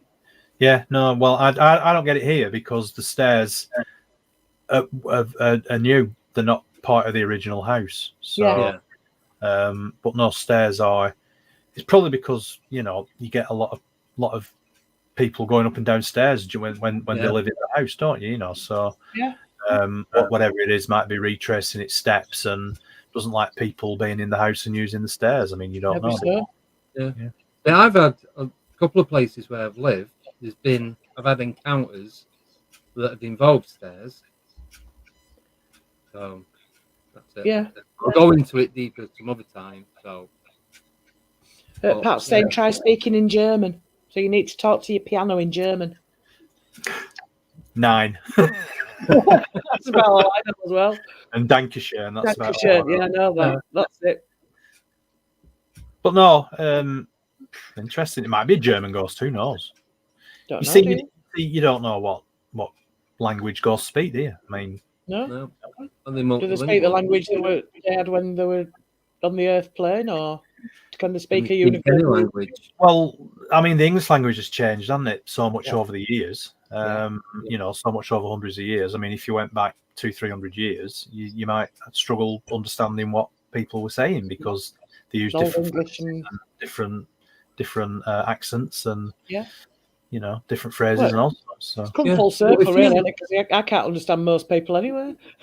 Well, that's just you, Dave. Yeah, but I'm from the right side of the Mars. That's down the country. The lingo changes from one account to the next. I'll always remember just going back to what we were saying about Most Haunted. I remember there was an investigation they did in was it Holland or Germany or something like that? Yes, I think they did. Yeah, and they were talking to these spirits in English. Well, they wouldn't have understood English probably because they were in Holland or Germany. So there you go. Probably all there scratching their heads, thinking, "What are these people talking about?" That'd be a good question for Yvette Fielding, wouldn't it? the reason I stopped watching Most Haunted was because of Pendle. Me and my friend we did like a little ritual one Halloween, and we settled down to watch Most Haunted, and all she did was taunt spirit, and I thought, this isn't for me. I'm not watching this. Well, it was. Yeah, I mean, they were, they went to Tyndale Farm, and Derek Okora was possessed by the spirit of Demdike or whatever. Yeah. No. Just entertainment, nothing else. Yeah, definitely. I really don't think if you're going to do something serious like ghost hunting, you don't stand there taunting spirit because nothing's happening. Well, no, and plus, the way to do it. They don't perform to order. No, they don't. They're going to be there. They're going to be there. So again, I mean, there's a lot of people go on ghost hunts, and they pay a lot of money to go on these ghost hunts. What do they, they're gonna, if they don't see or hear something, they're gonna come away disappointed. Yeah. But that's the nature of the game, though, isn't it? Somewhere's haunted, then you can't just click your fingers and something's going to happen, because that's not the way that it works. No, it isn't. Yeah, but look at the investigations that we've done, that we've live streamed. Yeah, a couple of times we've got stuff, but how many times have we? It feels like we've just done walking around talking to ourselves all night. Yeah, but it's part of it. You're not going to get something every single time. But if you go back like to Kingsford Cemetery or St John's Ruins, people are probably getting sick of going to the same place all the time. But we know there's activity there. We know there's stuff going on. So I think there's only once that we've been there where nothing happened. Yeah. We've probably done it 4 or 5 times in total. Yeah. So. But I say, if you're not out there looking, you're never going to find, are you? You could go for 2 hours and have nothing, and then in the next 2 hours that you spend out there, you could just get one thing after another. And then when something like that, it just makes it more interesting, doesn't it? Yeah. It depends how you look at it. It's either the right place at the right time or the wrong place at the wrong time, depending on what you experience. Yeah, that's it, yeah. Anybody got any more questions? Oh, there's a comment from Nellie Kelly. She went from making things from loo rolls and sticky rock to talking spirit. Yeah, that's a leap, isn't it? Made quite a lot of money out of it, I think, and did quite well. So, yeah. There we go, you see. They have hundreds of reels that have never been shown because they didn't get anything, which is like you say, that's how it goes. Most of the time they didn't. It was just whatever medium they had on at the time, because obviously they had people who replaced Derek Okora once he was outed. It just tended to be them screaming and running around and coming out with a lot of old guff most of the time. Yeah. Well, that's why I like to do the investigations live. There's no editing. Sometimes I'll be stood at the front door, someone's picking me up, and that's the live stream start. Then we drive to the location, we get set up, and then whatever happens, and then we usually end it on the way back home. Yeah. So there's nothing, what you see, what we see, what you get. See, and that's it. We can't make it happen. You can try, but it's just pointless. There's no point to thinking it. You either get something or you don't get something. That's how it goes. Exactly. It is disappointing. I do feel a bit I won't say let down. Yeah. Like, I've just wasted 2 hours there. I think if I was paying, 50 quid or something, and I didn't see anything, I think I'd be feeling a bit cheated. But I suppose. Yeah, they have. We've got Kirkstall Abbey, less than a mile away from where I am. Yeah, I know it well. There, and they're about 45 quid. Yeah. But I remember they do a lot in the museum. In the museum, when I was a kid, we went on a school trip, and it freaked me out because they've got an old Victorian street with like an old chemist and a. They do. That's right. Yeah. I remember it. Yeah. My dad used to love taking us to Kirkstall Abbey when he was there. When I was it is lovely. He used to be able to walk through it, but they've gated it off now. You can't get in. All right. Okay. What is that because of restrictions? Probably. All right. That's a shame. Well, with you saying about rip-offs for these ghost stores and that, there's a museum in Northampton in Abington Park. Now, I've looked into that. We can actually go in and pretty much rent it for the night from like 7 p.m. till I think it's 12:30, 1 o'clock in the morning. Yeah. But it's going to cost touching about 500-600 quid. Yeah. So obviously, the more people that go, the cheaper it's going to be for everyone. But then, the more people that are there, the less chance you have of getting anything. Yeah. So I see it. The less people, the more chance of picking something up. Because imagine, this is how I always thought of it. Imagine you're not so much a spirit, say a cryptid or something, and there's 10 people walking around. You're just going to stay where you are and not move and like wait until everyone's gone. Now, if there's only 2 or 3 people there, you've more chance of getting from A to B to C without being seen. Yeah. So I think the ratio of less people, the more chance of you getting some. But then less people's more money for each person that's going, isn't it? So it's so it's pros and cons. I tell you what, we'll all meet at Kirkstall Abbey. I'll take a quid off you and I'll give you a walk Yeah, round. you take a walk around on your own. Tell us about. What was that I just put up? Kirkstall Abbey is a funky area, especially by the river. It is a bit. It's very atmospheric. I've done a ghost hunt down there. Yeah, we didn't get anything. I got some orbs, but when I looked at them, actually, I think it was caused by the camera because they were in an arc. So, no, that's the camera. But they've got stone coffins in there. Yeah. And when I was a kid and you used to be able to go in, we used to lay in the stone coffins. I don't know what it's a bit creepy, actually. You've not changed much, have you, Deb? Not really, no. I'm still weird. I've been to a couple of places, but during the day. So I've been to Odsalal in Salford. Been there during the day, just having a look round and seeing what was going on. And there's a place in Liverpool, I think Kirby House. I think it is. Oh, I've heard of that. That's weird because we went in and there's a guy showing us round and there's some bricks on one of the chimneys and it's got like little tiny fingerprints in. What they were saying, where they made the bricks, there was kids like 4, 5, 6-year-old making the bricks and they was grabbing them out the fire. So they were the fingerprints of the kids that were making these bricks because they were still soft at the time. And you can see where they built them on these chimney breasts. As you look out the window, you can see these like little tiny finger and handprints in the brickwork. That's creepy on its own, especially if you wasn't told that. You'd be like, "Where is that?" You go running. Yeah, but that was a weird place to go. It was good. Yeah. I enjoyed it. It was worth the money. I think I only paid about $7.50 each. I'm going back about 16, 17 years ago. Yeah. But I would recommend going. There's a lot of rooms in that house. There's a lot of gardens in that. So, Tim's bobbed back in with a question. He forgot something. Craig, any reports around Wally? I presume that's how you pronounce it. Wally? Yeah. Wally. Yeah, Wally. Yeah, some people call it Wally. No, I didn't think it was that. There's a few actually. The pub, the De Lacy Arms. There's a few ghost stories around that.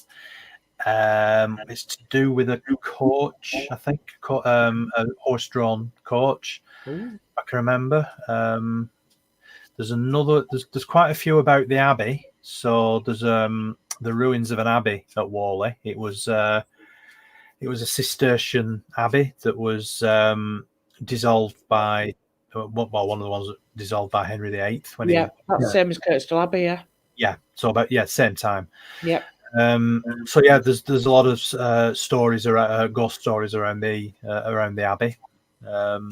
There's a few. Mm-hmm. Because that's Wally. Sorry, Dad. I was just going to say Wally. Oh, who's going first, Deborah? So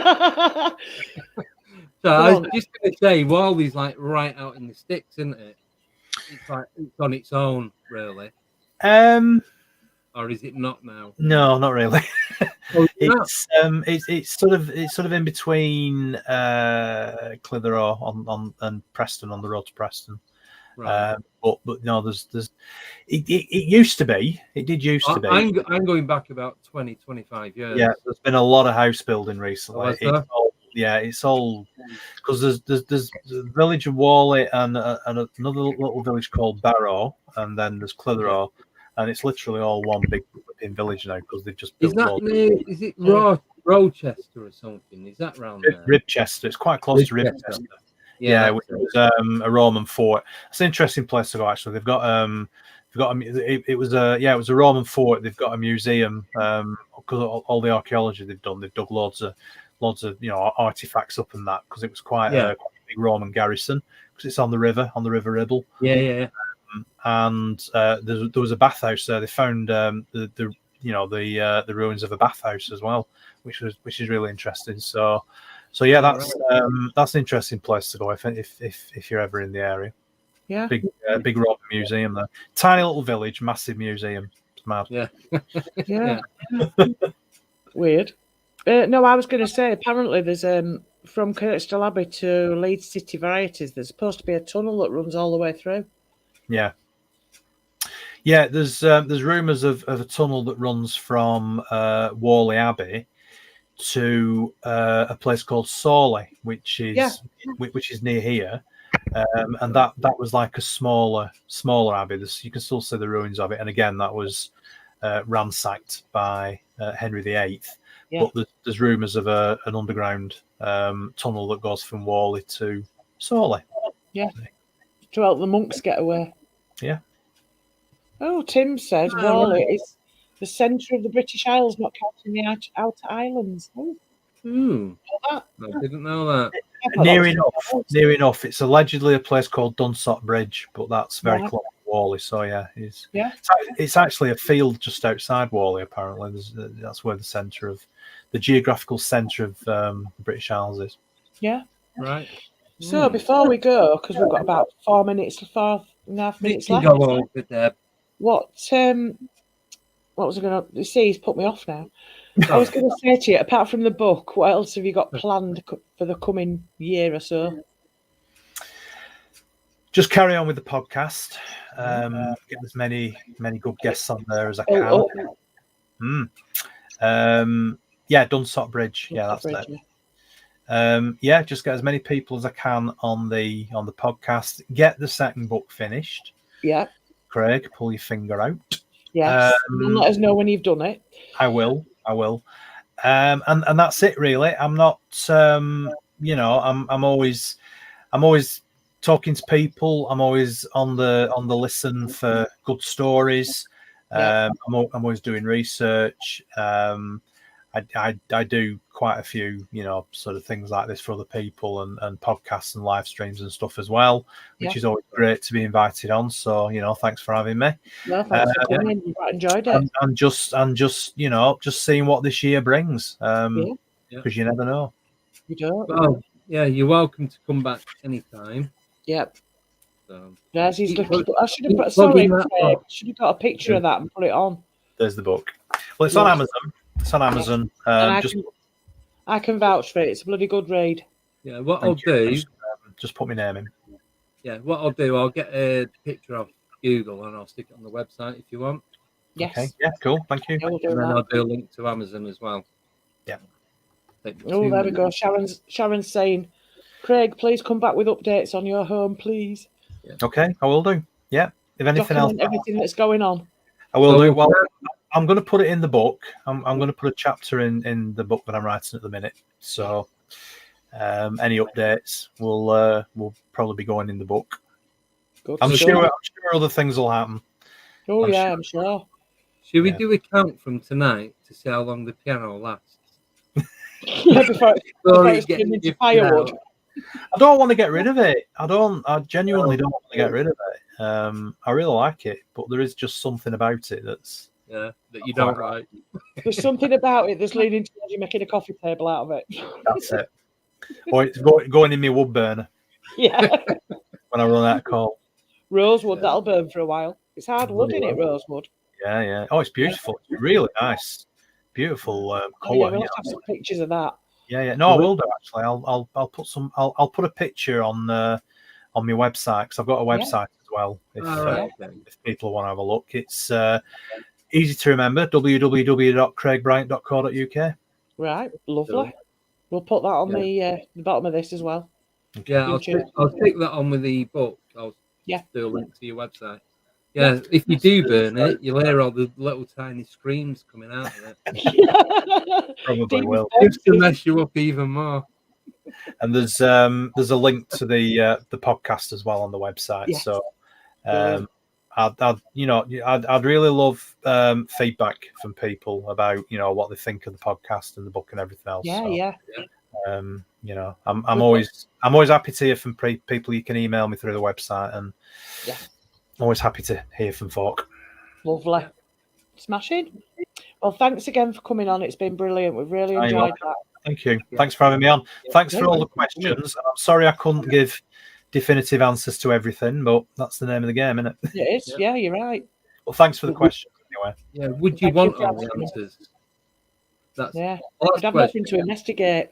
Would you want all the answers? What would you do once you find everything out? Well, exactly. Life would be boring, wouldn't it? Yeah. You'd be just sat there twiddling your thumbs, looking at your piano. Knowing what it's all about. Playing it one-fingered like that. Yeah, with your tongue out. Yeah. Right, everybody. That's us done.